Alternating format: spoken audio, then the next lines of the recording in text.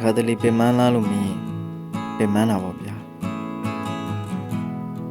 အိယာမဟုတ်တဲ့အိယာတွေပေါ်မှာနိုးထခဲ့ရတာလေချိန်မောင်းမနေတော့ပါဘူး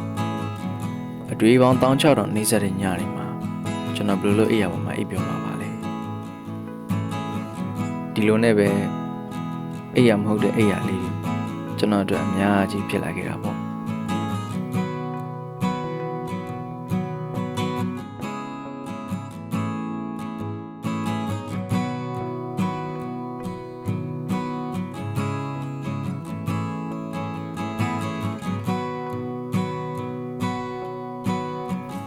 ကျွန်တော်ငယ်စဉ်ကကျွန်တော်အဖေဘာလို့နောက်ကျမှအိတ်လေးဆိုတော့ရန်သိချင်ခဲ့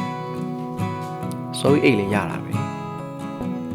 ဒါပေမဲ့ကျွန်တော်အရွယ်တစ်ခုရောက်လာတဲ့အခါမှာတော့အဲ့မေးခွန်းကိုမမေးဘဲနဲ့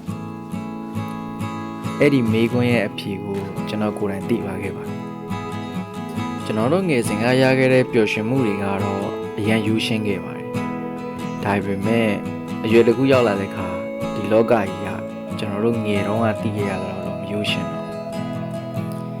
အရာရာကအရေးကြီးဆုံးကတော့နံပါတ်1ကတော့ငွေဖြစ်လာတာငွေရှိမှလူရဝင်တဲ့ဒီလောကကြီးထဲမှာငယ်စဉ်ကပျော်ရွှင်ခဲ့မှုတဲ့ကလေးတွေဆိုတာလေ